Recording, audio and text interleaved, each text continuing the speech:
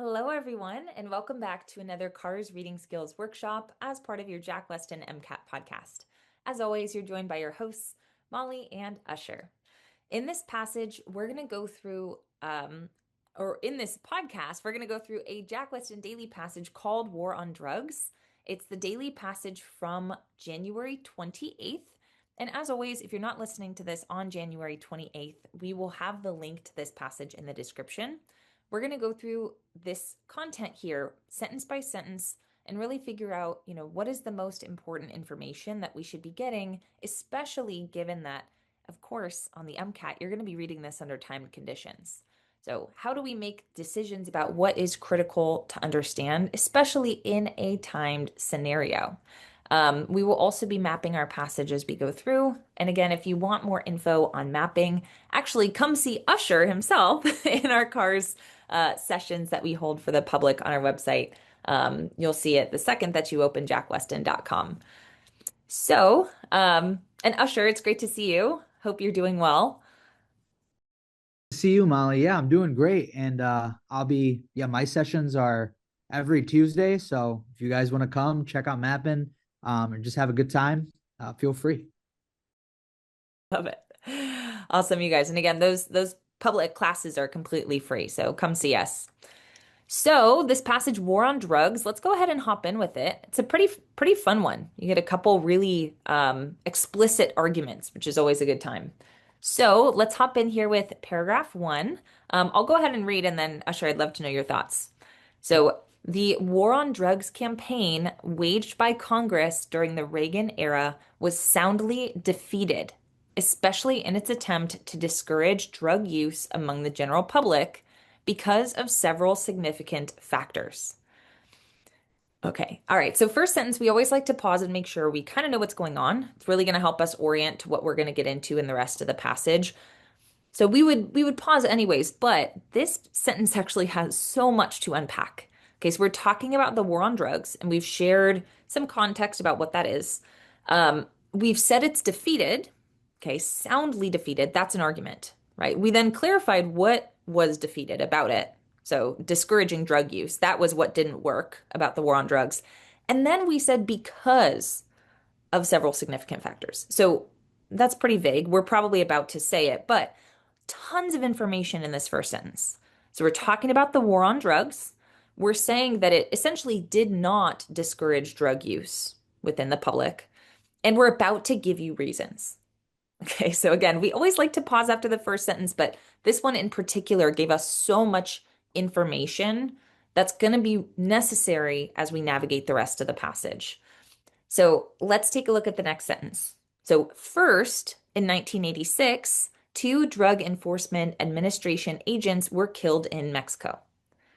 Okay, you're saying first. I imagine this is the first of the significant factors. So this is something that illustrates a reason why War on Drugs campaign was defeated or why it was ineffective in discouraging drug use. So, okay, DEA agents killed in Mexico. I don't see how that clearly supports it, but to the author, this is a significant factor. So it's something I want to keep in mind. We then see second, Len Bias, a Maryland University basketball player, died from a cocaine overdose. Again, they're not being super explanatory in how this shows that the war on drugs is not working or being defeated, but with the framing, this is a significant factor to the author. So again, it's something we want to keep in mind, but I'm not seeing this like super clear in the connection besides that. And then we see, and finally, crack, and this is in quotes here, a cooked form of cocaine became a widespread menace to society. Okay, so we had 3 different significant factors, all of which helped us illustrate that the war on drugs, the war on drugs was defeated, and it basically did not decrease public drug use. Okay, to me, that's the most important argument there in that first sentence. Usher, what are your thoughts? I totally agree. And Molly, I think you broke that down beautifully. That first sentence, I think, is really the big idea of this paragraph, right? We're seeing that the war on drugs campaign was basically defeated.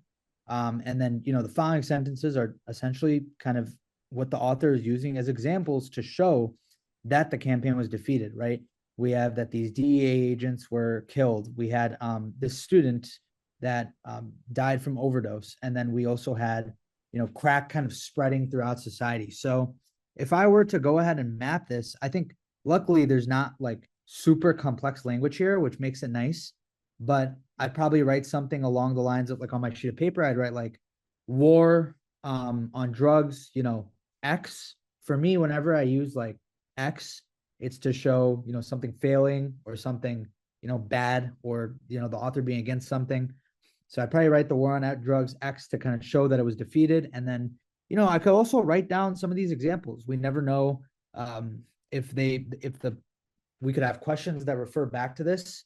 But really you could just write people were killed and then crack, right? If we wanted to. But I think really all you need to really get down from this paragraph is that the war on drugs campaign was defeated. And again, Molly, I think you got that down perfectly. So Yeah, and you're right. These reasons could come up. For me, I did note this in my map. I just put DEA/LB/crack. It's like, okay, yeah, those are the yeah, three things. If I get a question about why the Drug Enforcement Administration was brought up in this passage, if I look down and I see DEA, right, that is a common abbreviation, but even then, like, that's probably what I'm talking about. LB. I'm not going to write out the full name, but like if I get a question about Len bias and I see LB in my map, it's probably going to be enough, right? Like you can leave right. yourself quick little notes, especially in a context like this where they are significant factors, but there's just three of them. And they're not really picking one as more important than the other. Um, yeah, that's a great point to include. Um, Absolutely. well, let's look at our second paragraph. Right. So in the second paragraph here, these issues resulted in a national media campaign, which culminated with the introduction of the two most successful ads ever written to combat drug addiction. So for me, like, I got to pause right here because it's the first sentence of the paragraph, but also because this is kind of some strong language from what I'm seeing, right? It's the two most successful ads ever written to combat drug addiction. So we're starting off with like a banger here. The author's saying, hey, we're about to show you like what, really allowed us to combat drug addiction, right? Two most successful ever. The next sentence says, these ads are the famous cocaine, the big lie, and just say no to drugs. So I guess these were kind of what the phrases or slogans of the campaign or the ads were. I don't know too much about it yet, but I can see that they're calling cocaine a lie, and I can see that they're saying, say no to drugs, which we know today, not to bring in outside info, but I'm sure you guys have heard that saying before. Initially, the media campaign was somewhat successful. Okay, so I think that that's going with what we're seeing so far, right? We talk about how these two ads are the most successful ever, and now we're seeing it was somewhat successful, right? Kind of repeating that idea. Alan Shoemaker stated the biggest increase in media emphasis on drugs occurred during the summer and early fall of 1986. Okay, so this is when we had a lot of media emphasis, right? We had a lot of campaigns going against drugs.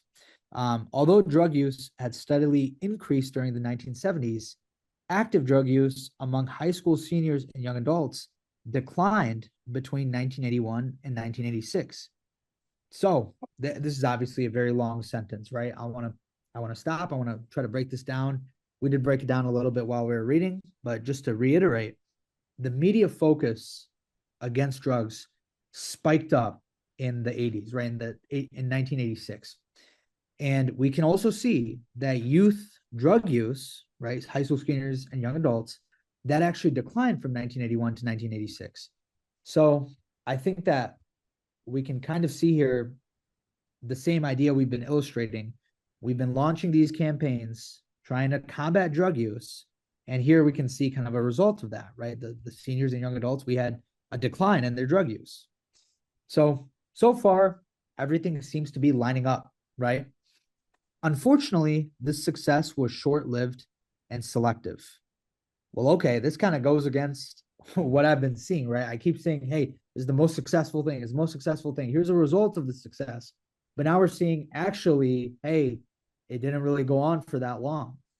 Shoemaker also notes most of the decline was in usage of marijuana. Cocaine use remained steady, and use of both rose sharply after 1987. So the drop that we saw, the decline, I think that's what it's referring to. It's referring back to those high school seniors and young adults. That was just in, marijuana usage, right? That's where the decline was seen. But cocaine use actually stayed the same. And they both ended up rising after, 87. And we know the campaign ended in 86. So we saw kind of that ended up not being successful. I don't know, Molly, what are your thoughts on this paragraph?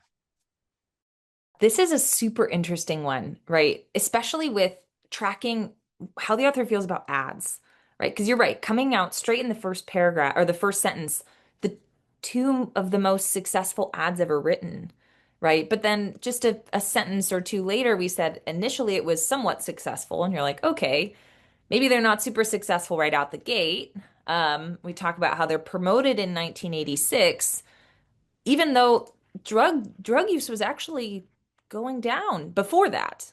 They implemented these drug or this campaign, even though it was actually declining already. And then we say it was short-lived and selective. And unfortunately, this is the case. I'm like, what are you saying it's the most successful? Are you saying it's somewhat successful? Or are you saying the success was unfortunate, Right, short-lived, right. selective? Like, what what are you getting at here? Okay, right? Like I think the fact that these ads may have had some moderate success, but ultimately this was short-lived, especially the use of both rose sharply after 1987.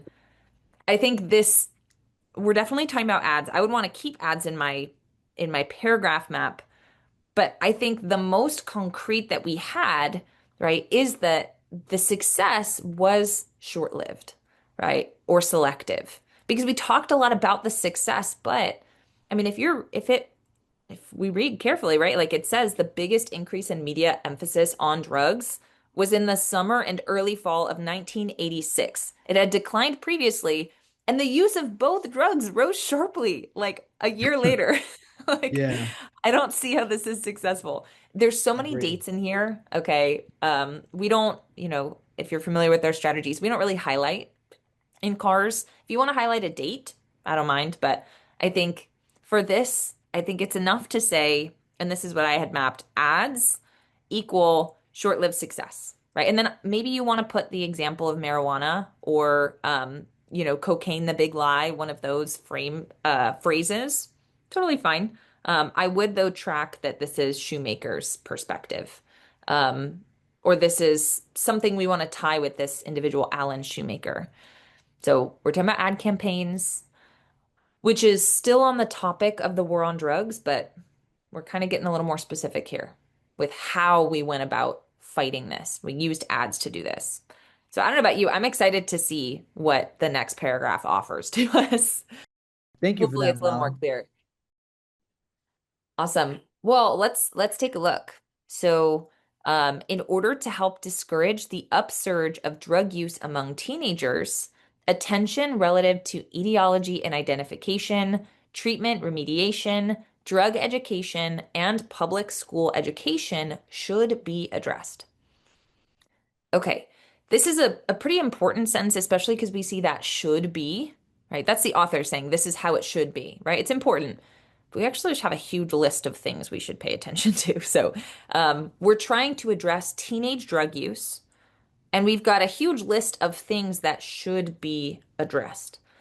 I don't want to track this entire list. I'm going to keep reading in this second sentence here of paragraph 3 and see, are we going to focus on one of these things, right? Or are we just saying it's important to address drug use in teens, right? We got to see. Seems like an important sentence, but it's a little vague.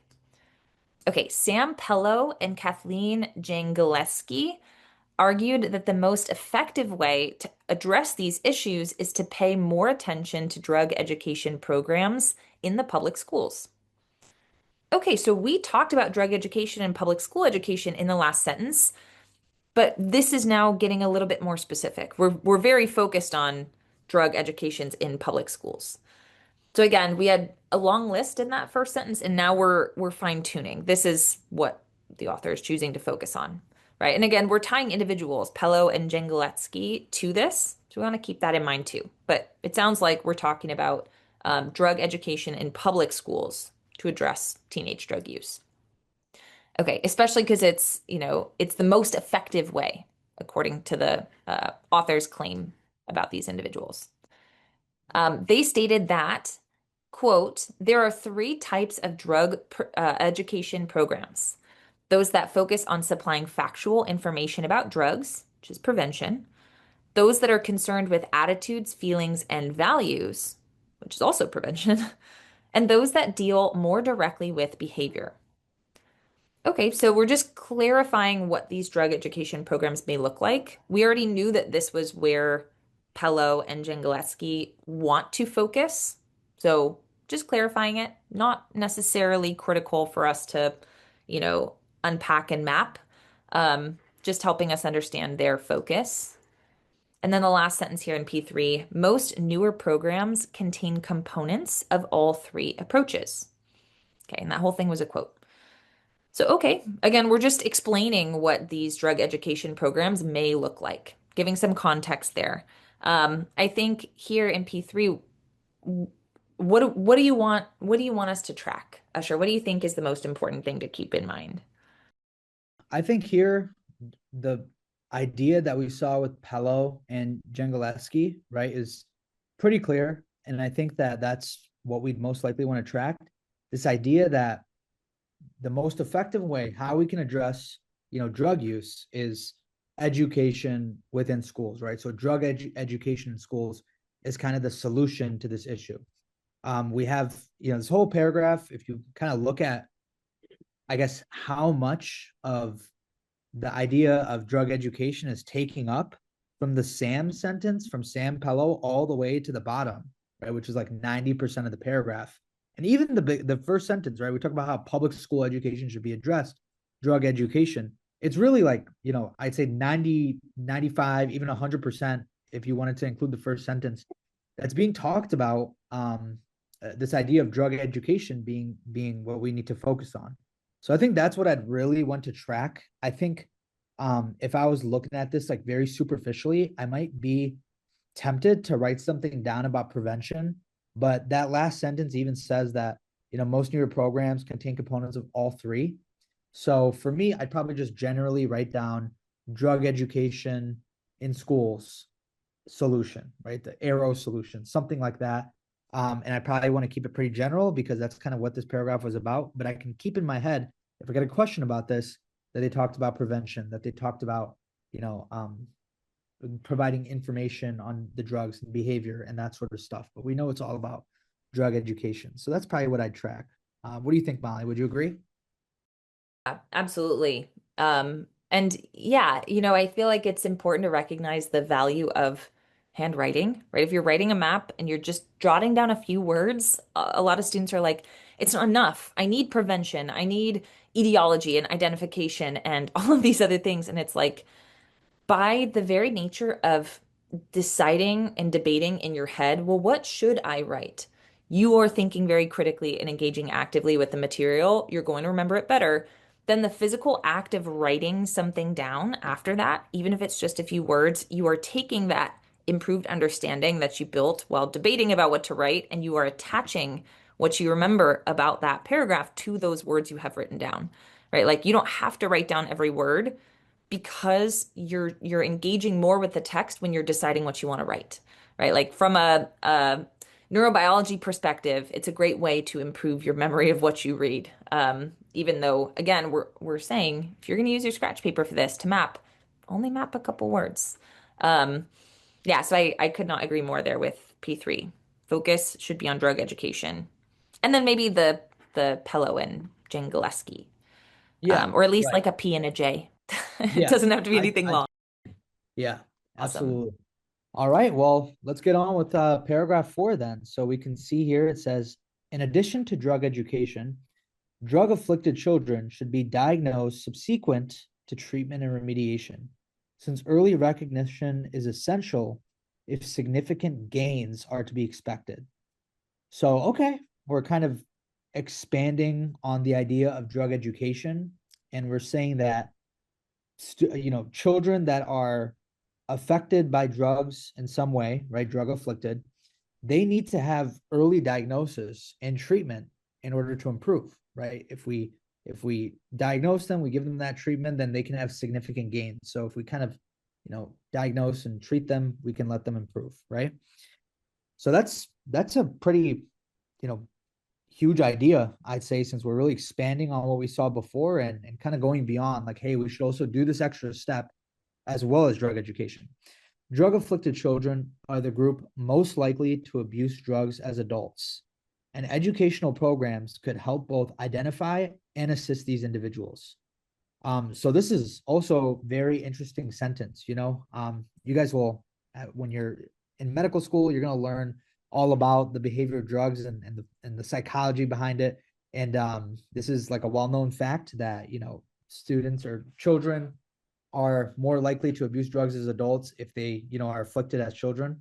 But this sentence, what I can see here is it's kind of saying, well, they're most likely to abuse these drugs. So if we have programs, right, educational programs, we can these programs, what they can do is they can help find and support these students early. They can help find and support these children early. So kind of getting into that prevention aspect a little bit. Once drug afflicted school age children have been properly diagnosed, treatment and remediation must be designed to focus on cognitive and affective deficiencies. Okay, so now we're kind of getting into more of the specifics of what happens when we actually diagnose them, right?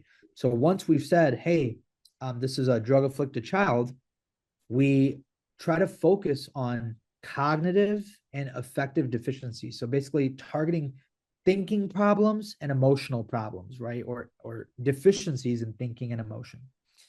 Remediation is dependent on adequate identification of sensory deprivation modalities.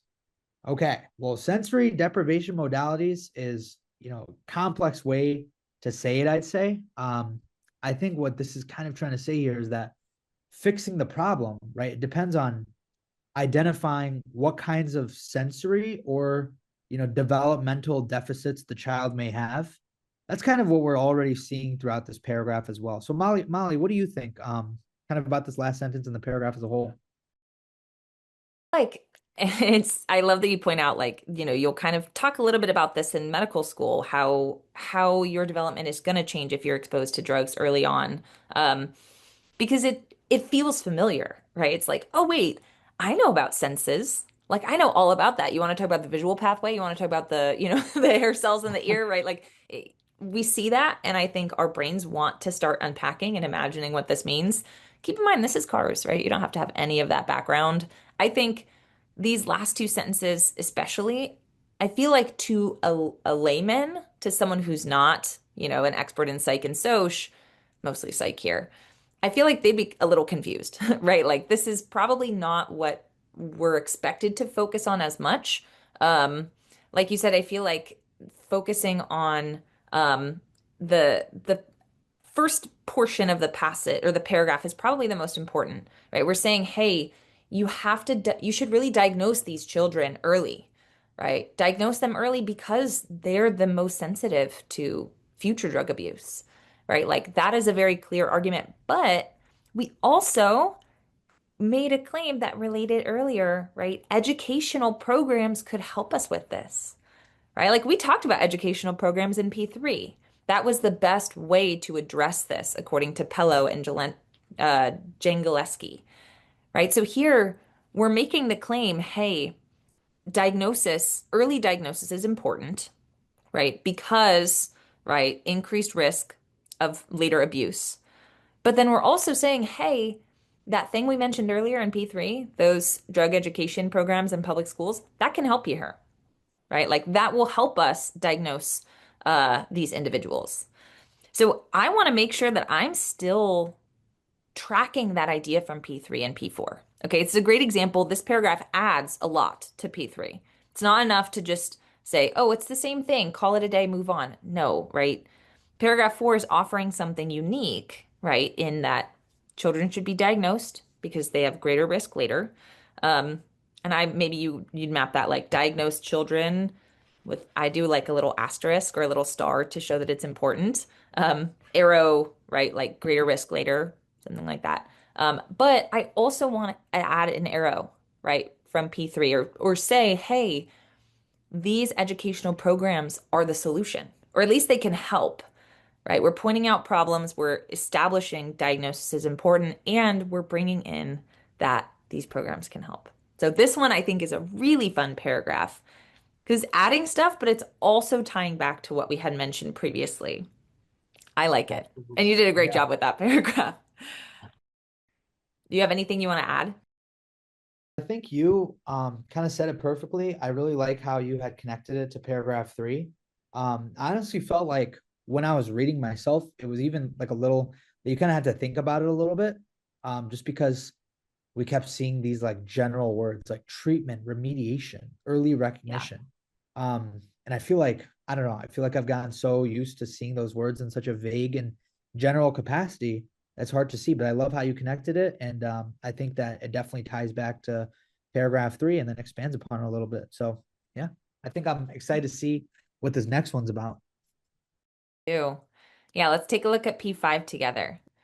So, the logical vehicle for launching drug awareness information is via mass media campaigns like the earlier ads against drug abuse.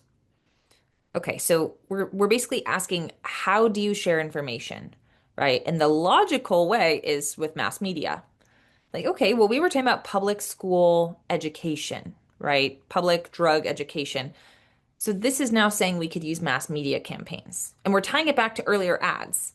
So, okay, are we shifting away from talking about drug education in schools? It feels kind of random. We're popping right back up to P2. Let's keep reading, right? Again, we're talking about education in a way, but stepping away from schools.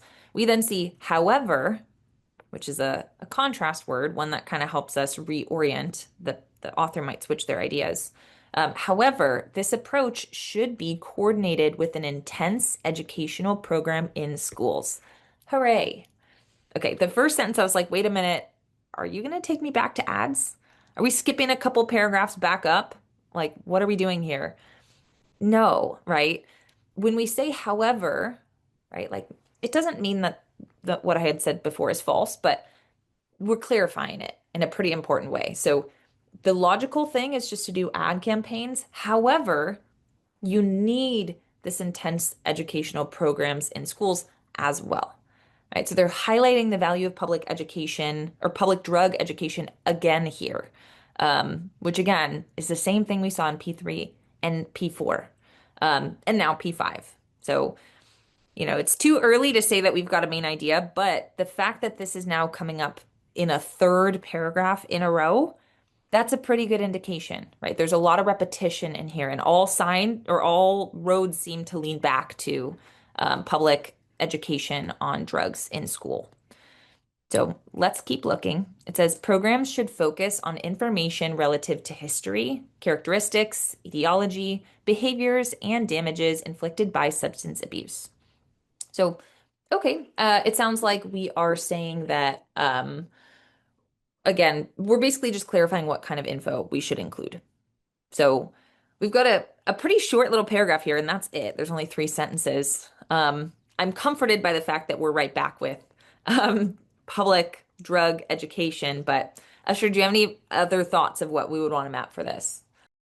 I think I totally agree with you on how we're sort of coming back to education. Like we start off saying, hey, what's logical is we do some media campaigns, but we should also do educational programs. And then we saw in the paragraph above, it literally started off with in addition to education. And then we talked about education before that. So, I totally agree with you that it's being repeated. And I think that that's something I'd want to track here. Like I'd probably write down P3, right, to start off, and then the next thing I'd probably track is that first sentence, talking about how we should do these mass media campaigns.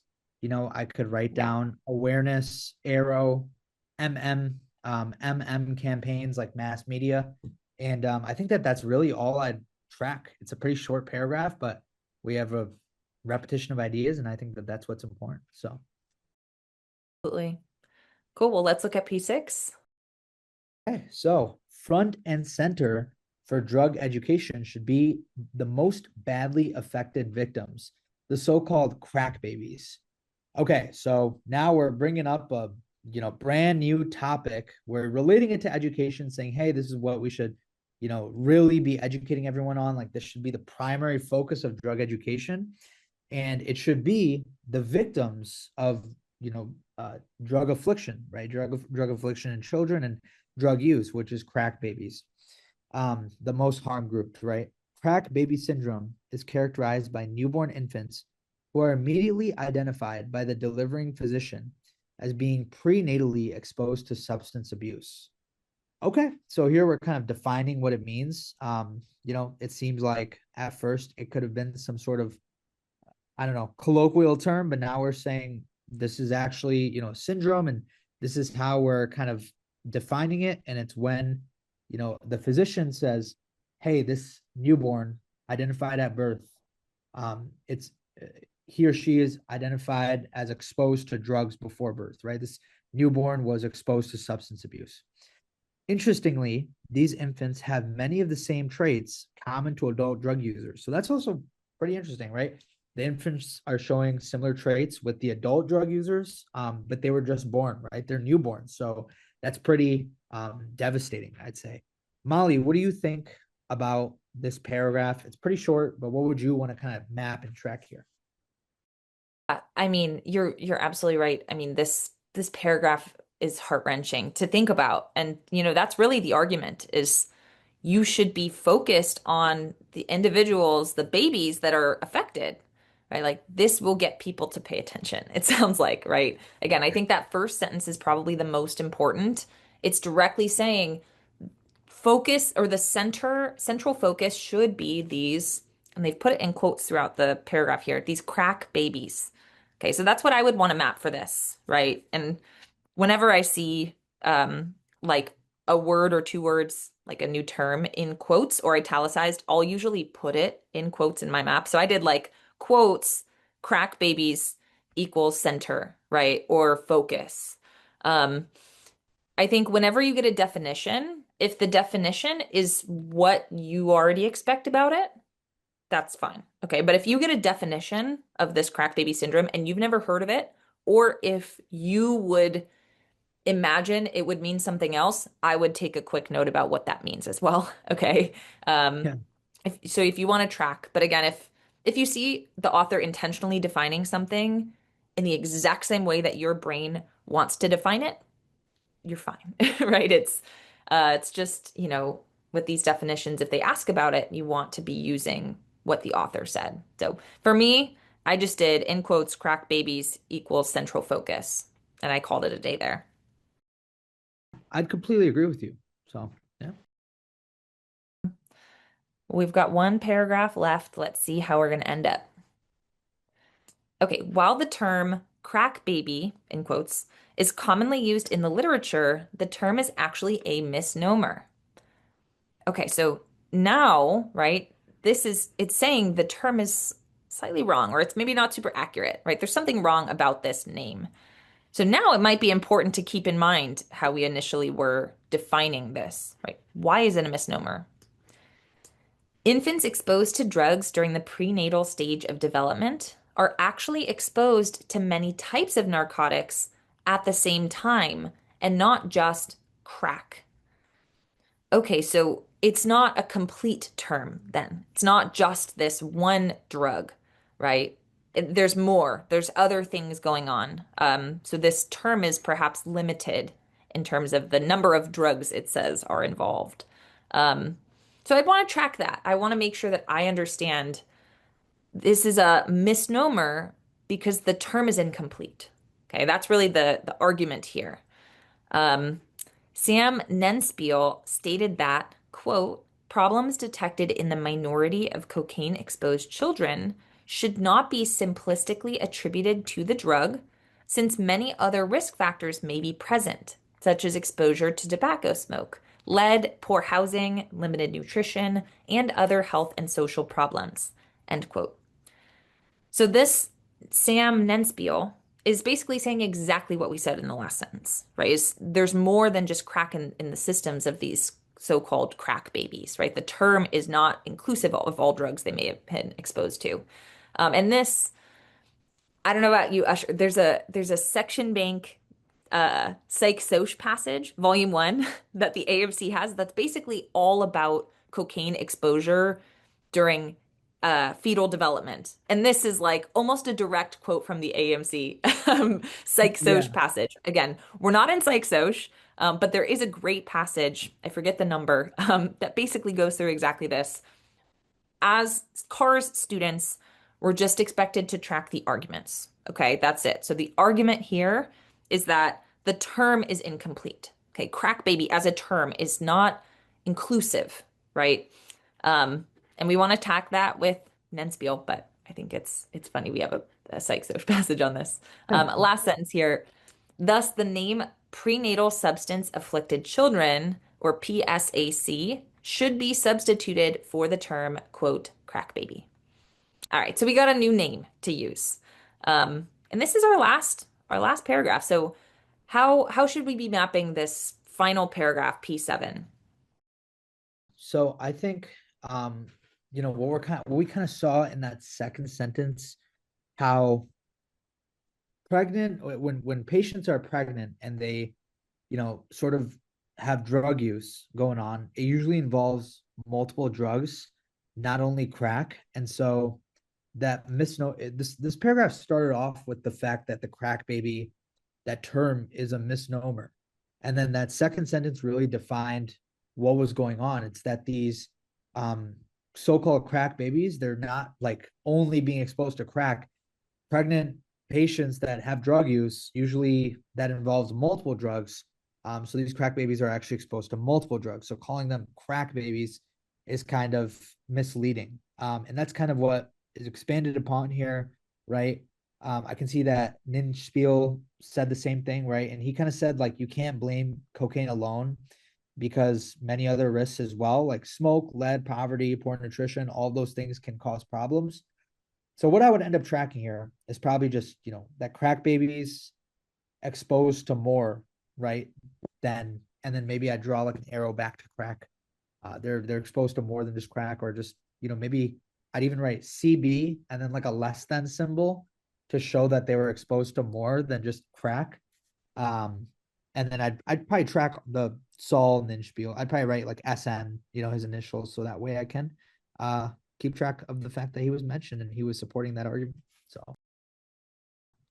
We've had a bunch of people mention. So, whenever you see a name, especially when you see a name and that individual is tying themselves to the argument that's shared in that paragraph. You want to track that, right? Because the author or the AMC could ask, hey, why did we bring in Nenspiel's ideas, right? And it's ultimately to support this idea of it being a misnomer. It's not, let's say, to talk about, the ads from paragraph two, right? Or the focus should be on drug education, right? Nenspiel said nothing about that, very focused on just the name crack baby, right? So like you want to be focused on when these names are brought up and if they're tied with an argument, you want to make sure you know which argument they're tied to and where it was brought up. So that's why if you hear us put it in a map, it can be pretty important. right. So let's go ahead and reflect, right? We've had 7 paragraphs, and we've gone into a couple different directions and avenues, but it feels like what we've come back to in especially paragraph three and paragraph four and paragraph five, and slightly in paragraph six and some of our other paragraphs, right, is this idea of public education, right? Like the best possible solution that we have right now for this war on drugs that failed is to educate the public in schools, right? That is central. We've talked about it in multiple paragraphs. And again, even in some of these uh, others, right? So not P3, P4, P5. Even then, in these other paragraphs, we mentioned education being important. So to me, that seems like the most central argument. That seems like the author's ultimate main idea for this passage. What do you think? I totally agree with you, right? This idea of drug education, we saw I mean, I remember when you were reading, what was it, like maybe paragraph five or paragraph six or something, and you were like, this has been repeated, in the past three paragraphs. And I think right there, I don't like to assume things until I get to the end, but we were kind of seeing that it was being repeated all throughout. So I totally agree with you. I don't really have much else to add there. I think it's pretty clear that that's what we repeat all throughout the passage, even in those paragraphs where it's not like the big idea of that paragraph, they still mentioned like education, right? Like the crack baby paragraph, we start off with talking about drug education, what should be at the front and center, for example. So I agree. Yeah. And again, now that we've walked through this, all 7 paragraphs, we've talked about the main idea. This is a perfect time to go and try those questions. Right. Let's see. There are 5 questions that go along with this passage. And as normal, you're going to see a couple questions that are really broad, a couple that are more specific. You want to go test your knowledge of how well you understood this passage and its key ideas in those questions, right? There's no better time because hopefully right now you're a little more clear than maybe you were when you started on what the passage major message is, right? And that's what you're going to need for these questions. So, absolutely grab the link in the description if you want to go try those 5 questions. Or, of course, if you're listening on January 28th, you can also just go to the website, jackwestin.com, and it'll be front and center. Passage is called War on Drugs. And we love to hear from you, right? Let us know what you think in the comments of our podcast or the comments of the daily passage. We hope you enjoyed this episode of our Cars Reading Skills Workshop, and we hope to catch you in the next one. Until then, happy studying. Bye, everyone.